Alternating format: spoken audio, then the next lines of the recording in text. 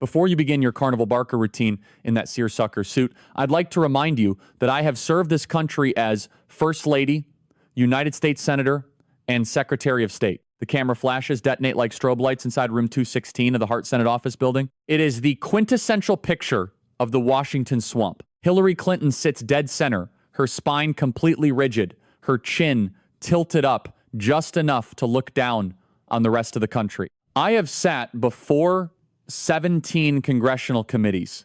I did not come here to hear jokes. She expects the usual beltway surrender, deploying that familiar, arrogant, elite privilege to crush her opponent before he can even speak. But the air inside the hearing room suddenly turns to concrete. The trap is officially set. Across the room, Senator John Kennedy of Louisiana does not flinch. He does not blink. He slowly reaches into his breast pocket, pulls out his reading glasses, and wipes the lenses with a white handkerchief. Small, deliberate circles. It is the patient, unbothered rhythm of a southern fisherman baiting a hook. Madam Secretary, I appreciate that. And you're right. You do have the most impressive resume of anyone who has ever... The entire room holds its breath, waiting for the inevitable. Lost a presidential election. The political mask shatters. The smug, untouchable armor of the coastal elite cracks right down the middle. This is nothing but a partisan obsession. The FBI has already closed this file, 33,000 deleted emails, wiped clean with military-grade BleachBit data destruction software on a private server in the basement of your home in Chappaqua, right next to the water heater and the Christmas decorations. A suffocating, poorly lit basement in upstate New York. Red server lights blinking furiously in the shadows. The high-pitched whine of a cooling fan. A nameless hand hovers over a keyboard, cold and calculated, slamming the enter key. 33,000 pieces of national security vanish into the digital void. It was simply a technical confusion. What? Like with a cloth? The words hit the oak witness table like a sledgehammer. It is her own infamous, arrogant joke, stripped of the media's protective laughter and handed right back to her like a live grenade. If a Marine Lance Corporal does the exact same thing, he goes to federal prison. A Secretary of State does it, she writes a book. But let us talk about the brand new discovery. Those unread FBI thumb drives that Senator Grassley just found sitting in the dark. My life's work has been dedicated to lifting up the vulnerable, advancing global human rights, and managing complex international crises. The pivot is as predictable as a rigged casino. When cornered on the facts, the Washington elite always retreat to the safety of their philanthropic illusions. They wrap themselves in the warm, fuzzy blanket of global charity. They want you to forget the deleted files and the shattered laws. They want you to look at their glossy foundation brochures instead. But the man from Louisiana is not buying the brochure. He is looking at the receipts. After the 2010 earthquake, the international community pledged $4.4 billion to rebuild Haiti. $4.4 billion. The Clinton Foundation played a central role in distributing that aid. Madam Secretary, your husband was the UN Special Envoy to Haiti, and you were the Secretary of State approving aid disbursements. A single photograph slides across the polished oak table. It is not a classified dossier or a heavily redacted government file. It is a simple Google Earth printout. Rough, unvarnished, and impossible to spin. Do you know how many homes were actually built with that $4.4 billion, Madam Secretary? Silence suffocates the hearing room. It is not the procedural silence of a court. It is the heavy, guilty silence of a grift exposed under fluorescent lights. Not 6,000, not 600. 6 homes against $4.4 billion. Let that sink in for a moment, folks. Think about the working class Americans who sent $20 via text message to help earthquake victims. Think about the sheer scale of the disappearing act required to vaporize billions of dollars. A cork pops in a penthouse suite overlooking Central Park. Crystal flutes clink together, overflowing with $1,000 champagne. Billionaire donors, foreign oligarchs, and beltway consultants pat each other on the back at a black tie gala. The air smells of expensive cologne and unlimited power. Cut to the muddy, cholera-infested slums of Port-au-Prince, 4 years after the earth split open. A row of tattered blue tarp tents stretches endlessly toward the horizon. Starving children stand barefoot in the toxic sludge. They wait for the rebuilding promises that were spoken into microphones by politicians who flew in on private jets and left before sunset. The billions never reached the mud. They got stuck in the polished hands of the consulting class. My friend Boudreaux built a catfish pond out in Breaux Bridge. It cost him $4,000, took him 6 months, and it produced 200 catfish. The folksy drawl is back, but the edge underneath it is razor sharp. Boudreaux has a better return on investment than the Clinton Foundation, Madam Secretary. And Boudreaux doesn't have a staff of 2,000 or a former president as his co-chair. Nervous, uncomfortable laughter ripples through the gallery. It is the sound of an untouchable myth being publicly dismantled. But Boudreaux also doesn't use the FOB system, does he? The paper in his hand sounds like a vault door swinging open. Friend of Bill? Vietz Veep. William Jefferson Clinton, very important person. He reads the internal codes with a chilling calmness. These were the internal classifications in the Clinton Foundation emails. Contractors who wanted lucrative rebuilding contracts in Haiti were sorted by their level of proximity to former President Clinton. Not by competence, not by price, by relationship. That is how the swamp operates, ladies and gentlemen. They call it charity, but down in Louisiana, they call it robbery and nice clothes. The throat of the global elite suddenly goes bone dry. A manicured hand reaches out, fingers wrapping tightly around a half-empty water glass. She takes a long, slow sip. A mouth that is drinking does not have to answer. It is the oldest survival technique in the Washington playbook. But the water cannot wash away the reality of the tent cities. The wall of humanitarian hypocrisy has just been pulverized into dust. The real threat here is the unprecedented interference in our democracy by foreign adversaries, specifically Russia. There it is. The ultimate panic button. When the money trail gets too hot, the left always unleashes the Russian boogeyman. They use the intelligence apparatus of the United States as a partisan shield, but the senator is not letting her retreat into the shadows of the deep state. Russia. Let's talk about Christopher Steele. The name drops into the room like a cinder block. The Clinton campaign paid the law firm Perkins Coie. Perkins Coie paid Fusion GPS. Fusion GPS paid Christopher Steele, a former British intelligence officer. He holds up one hand, extending his fingers one by one, walking the American people through the greatest political scam of the century. Steele wrote a document based on Russian sources. The same Russia you claim interfered in the election, and that discredited document somehow found its way to the FBI. He does not yell. He does not need to. The structure of the truth is devastating enough on its own. 5 layers of distance. Legal vendors, opposition research firms, foreign sources, agencies, warrants, enough complexity to confuse the public, but not enough to hide the path. Because money always knows the way home. He turns a page in his desperately thin folder. The FBI used that exact document to obtain FISA warrants. Surveillance warrants targeting an American citizen. The Inspector General found 17 errors in those warrant applications. 17. Not 2, not 3. 17. The number hangs in the sterile air of the Hart Senate office building. One error can be negligence. A second starts to stink. 17 looks less like a mistake and more like a process designed to reach a predetermined result. I asked 12 third-year law students at LSU, not Harvard, not Yale. LSU law students, how many errors in a FISA application is careless and how many is deliberate? All 12 said 1 is careless, 2 is suspicious, 17 is scripted. He takes off his glasses and sets them down on the table. The folksy uncle routine is entirely gone now. This is a prosecutor standing over the remains of a corrupted system. You funded a document that became the basis for spying on an American citizen. The lawyer who falsified evidence pleaded guilty. Special counsel Durham confirmed your campaign was the funding source. He leans forward, claiming every inch of the space between them.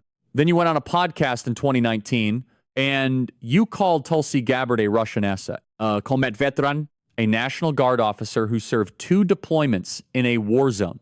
The air in the room turns toxic for the former secretary. Same playbook, different target. Trump, Russian asset. Tulsi, Russian asset. Jill Stein, Russian asset. Anybody who ever disagreed with you, Russian asset. This is the dark heart of the left's machine, laid bare for the entire world to see. If you dissent, you are not just wrong. You are dangerous. You are compromised. You are illegitimate. They will use the surveillance state to crush you and the media to ruin your name. When the bait doesn't work, we change the bait. You kept using the same bait. At some point, Madam Secretary, when everybody you don't like is a Russian asset, maybe the problem isn't Russia. The witness stares straight ahead, her face frozen in a practice mask of contempt.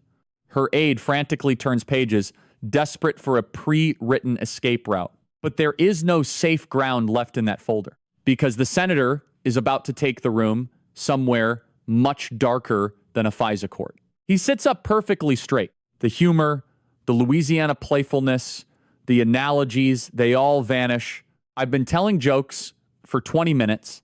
His voice is completely flat, stripped of all its musical drawl. I am not going to tell one here because 4 Americans lost their lives. And you asked, what difference does it make? The hearing room freezes solid. The temperature drops to absolute zero. This is not a pivot. This is a plunge into the abyss of Washington's ultimate betrayal. He reads the names slowly, reverently, without ever looking down at his paper, because he has them memorized. Ambassador Chris Stevens, Information Officer Sean Smith, 2 CIA contractors, Tyrone Woods and Glenn Doherty. These are not talking points. These are not political footballs to be tossed around by cable news anchors. These are men, patriots, Americans who believe their government would have their backs. 600 security requests were sent to the State Department in the months before the attack. 600, not 6, not 60. 600. Every number lands like a physical blow against the establishment's shield of willful ignorance. 13 hours from the time the attack began to the time it ended. 13 hours. A sea of black smoke billows into the unforgiving Libyan night. The relentless crack of AK-47 fire echoes through the diplomatic compound.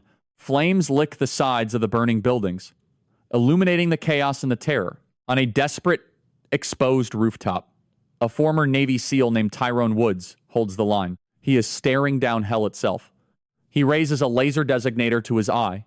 He paints a bright green target on the enemy mortar positions in the pitch black sky. He holds that beam steady, breathing through the smoke and the gunfire. He points it upward because he possesses a faith that they do not teach in the halls of Yale Law School. He points it because he believes, with every fiber of his being, that the United States military is coming for him. He believes the system will answer the call. Air support that never came. The words echo in the deathly quiet of the Senate chamber. Tyrone Woods pointed that laser into the sky for hours. He kept pointing it. He kept believing. The sky stayed empty. The elite politicians went to sleep. The bureaucrats debated jurisdictions. And the warriors bled out on foreign sand. A man can do a lot in 13 hours. A man on a rooftop with a laser can paint a target for 13 hours and never stop believing that someone will answer. That takes a kind of faith you don't learn at the State Department. You learn it in the Marines. Real anger does not scream, folks. Real anger speaks so softly, so evenly, that the entire world has to lean in to hear it. Boudreaux doesn't know anything about Benghazi, but Boudreaux knows that when somebody calls for help, you go, you don't ask what difference it makes. You go, that's not a political principle. That is a human one. He looks down at his empty hands, resting on the table like a prayer. Tyrone Woods had 2 children. Sean Smith had 3. Chris Stevens never got the chance to start a family. Glenn Doherty had a daughter he called by a nickname over Skype every night from Libya. The human cost of the swamp's incompetence is laid bare, dripping with the blood of heroes. And you sat before a committee and you asked, what difference at this point does it make? He does not raise his voice. He simply slows down, letting the horrific cruelty of her own words haunt the room. What difference does it make? The question floats in the air, heavy with the weight of flag-draped caskets. The former Secretary of State cannot maintain her gaze. The mask finally slips. She looks away from the senator. She looks away from the cameras. She stares blankly toward the wall, staring at absolutely nothing. It is the look of a person desperately searching for a place where the crushing weight of reality cannot follow her. But there is nowhere left to hide. The media cannot protect her. The lawyers cannot object. The American people are watching, and the truth has finally breached the gates of Washington. A heavy, hardbound book is lifted into the air. It has a crisp blue spine and bold white letters. What happened? It is dropped onto the polished oak table. The sound is blunt, hollow, and utterly devastating. It is the undeniable thud of an oversized ego crashing headfirst into undeniable reality. The pages are stuffed thick with yellow, blue, and red sticky notes. It looks like the desperate, frantic studying of a law student the night before final exams. But this exam is not for the senator from Louisiana. This exam is for the architect of the Washington swamp. I read your book, Madam Secretary. Read it twice, actually. First time out of curiosity. Second time, because I simply didn't believe it the first time. Think about the sheer arrogance it takes to write a book like this, folks. You lose the most consequential election of our lifetime. You spend hundreds of millions of donor dollars. You alienate half the country. And what do? You do not apologize to the American people. You do not look in the mirror. You sit down, you hire a ghostwriter, and you monetize your own failure. You demand that the working class buy a 400-page hardcover of your excuses. I counted 24 reasons in this book, Madam Secretary. 24 distinct reasons why you lost the 2016 election. Page 12, you blame James Comey. Page 24, you blame Russia. Page 41, misogyny. Page 58, you even blame Bernie Sanders, a man in your own party. Page 79, the media. Page 113, rural voters. The very same voters she branded with a word that still clings to her legacy like thick black smoke from a house fire. Deplorables. I counted 24 reasons, Madam Secretary. He takes his reading glasses off. He wipes them again. By now, the entire hearing room recognizes the rhythm of the metronome. Every single time he cleans those lenses, the hammer is about to fall heavier than before. 24 reasons. And not one of them was, I didn't campaign in Wisconsin. Soft laughter ripples through the gallery. Not wild, partisan cheering. It is the deeply satisfying laughter that escapes through the nose when someone finally says out loud what 300 million Americans have been thinking for a decade. In 400 pages of that book, I read carefully. I'm a slow reader. We Louisiana folks do everything slow except eat gumbo. In 400 pages, you have exactly one chapter about Wisconsin. One, and that chapter does not say, I never set foot in Wisconsin. That chapter says, the data showed Wisconsin was safe. Data. One single word, delivered like a rusted hook, disappearing beneath dark, murky water. The coastal elites love their data. They worship their polling models, their algorithms, and their Ivy League consultants. They use data to insulate themselves from the very real, very messy lives of the American citizens they claim to govern. The definition of entitlement, Madam Secretary, is losing an election and writing a 400-page book about why everybody else is to blame. I don't dislike you. No, I feel sorry for you because you have spent 40 years blaming everybody else. And the one person you have never blamed is the one person actually responsible. He taps the cover of the book. The political machine inside the former secretary sparks back to life. Survival instincts kick in. Her spine straightens, her chin lifts, and the old rehearsed tone of global authority returns to her throat. It is the tone she used to dress down foreign leaders and dismiss impatient cable news anchors. Senator, the threats to our democracy. A hand is raised in the air, gentle, steady, palm facing outward. Like a traffic officer calmly stopping a driver from steering their car off a washed out bridge. Not this way, Madam Secretary. The voice is soft, but it carries the unstoppable force of a freight train. I didn't ask about democracy. I asked about the bait. Her mouth stays parted, caught in no man's land between a prepared talking point and total suffocating silence. The ultimate pivot has failed. It did not fail because the senator shouted over her. It did not fail because he bullied her. It failed because there was nowhere left for the lies to land. She cannot turn Benghazi into a lecture on democracy without looking like a coward running from the blood of fallen patriots. She cannot turn Haiti into a procedural debate without making those filthy plastic tents look even worse. She cannot turn 33,000 wiped emails into old news when there are still thumb drives sitting in FBI vaults waiting to be cracked open. For 30 years, every issue has been somebody else's fault. The emails were a setup. The election was Russia's fault. Benghazi was a witch hunt. Haiti was misinformation. Tulsi was a Russian asset. He looks at her with genuine, unscripted pity. It is the kind of profound sadness you feel when you watch a human being step into a snare of their own making, day after day, for 40 years. My friend Boudreaux lost a fishing tournament once. Lost bad, dead last. Out of 47 fishermen, Boudreaux caught the fewest catfish.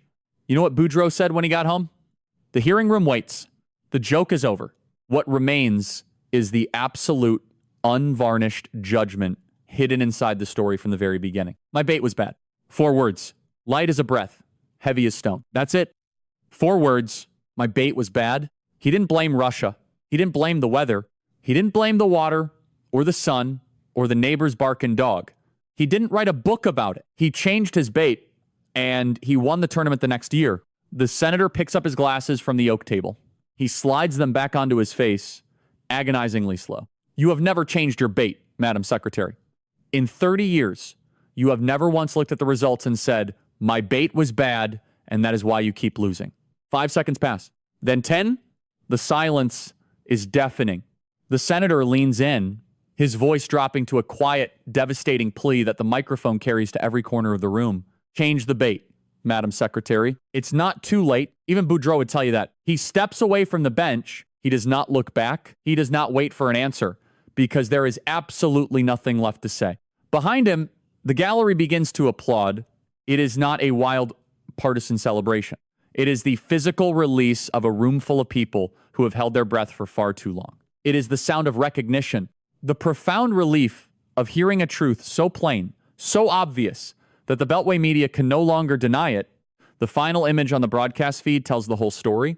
A half-empty water glass, a pair of reading glasses sitting slightly askew on the face of the ultimate political survivor, a highly paid aide frantically turning pages in a binder that contains no answers. And that blue book lying open on the table, 24 excuses pointing straight at the ceiling. The clips hit the internet before the senator even reaches the hallway. Within 6 hours, 12 million views. Because real America understands reality a hell of a lot faster than Washington understands policy. 4 simple words from a working-class Louisiana fisherman. My bait was bad. It is a viral phenomenon because it is the exact opposite of everything the swamp stands for. When you lose, you look at your bait before you blame the fish.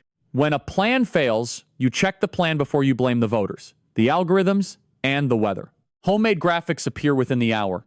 Side-by-side numbers that do not require a liberal think tank to decipher. $4,000 in 200 catfish versus $4.4 billion in 6 homes. T-shirts, coffee mugs, and bumper stickers flood the heartland. Boudreaux has a better ROI than the Clinton Foundation. 40,000 shirts sold in 2 days. That is the new scoreboard, folks. The global elite have their foundation donors, their white shoe lawyers, their crisis consultants, and their legacy media allies. Boudreaux has a catfish pond and basic, undeniable math. And basic math always wins in the end. But do not think for 1 second that the deep state is just going to pack up and go home. They never step away.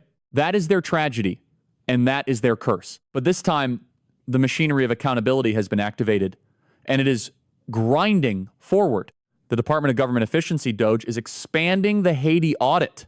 No more random sampling. A full top-to-bottom review of every single contract linked to those FOB and WJC VIP designations. Every disbursement, every email trail, every cozy relationship hidden behind the bulletproof shield of humanitarian branding. The Department of Justice inquiry into the private server, which the swamp purposely slowed to a crawl, suddenly has new life. A federal judge just signed an order. 30 days. The FBI is legally required to produce a complete, unredacted inventory of those unexamined thumb drives within 30 days. The legal team calls it political targeting, but the magic of that phrase has officially worn off. The American people have heard that excuse too many times from the exact same mouths. When the facts are bad, they scream Russia. When the crime is exposed, they scream partisan witch hunt. But you cannot scream your way out of the truth forever. Down in Little Rock, Arkansas, a cafeteria worker named Teresa Morales watches the clips on a tiny kitchen television. She washes trays at the exact same medical center in the exact same city where this political empire was born. She hears the excuses. She remembers what she told her own daughter when she lost a middle school softball game and tried to blame the umpire. Don't blame the umpire. Fix your swing. 7 words of working class accountability. From a woman who never held political office, never hired a crisis firm, and never needed 400 pages to explain a loss. The people who wash the trays, who dig the ponds, who string the power lines, and who bleed on the rooftops in Benghazi, they understand accountability. The people who fly on private jets to climate summits do not. So here is the final ledger, folks. $4.4 billion, 33,000 deleted emails, 4 fallen Americans, 2 lost elections, and 1 catfish farmer from Louisiana who taught the entire country exactly what real leadership sounds like. The truth is, a very patient hunter. The lights have finally been turned on in the Washington basement, and the roaches are scrambling for the baseboards. The audits are open. The drives are being unsealed. The bait has been exposed. So I leave you with this question to think about tonight. When the next layer of the swamp is peeled back and the next set of classified documents is dragged into the unforgiving light of day, who is next? Who is the next untouchable elite that will be forced to sit at that oak table and face the music? Drop your predictions in the comments below. Let me know exactly who you think needs to change their bait. Hit that like button, subscribe to the channel to bypass the mainstream media filters, and share this broadcast with every patriot you know. We are just getting started, America. Stand your ground, keep your powder dry, and never, ever stop demanding the truth.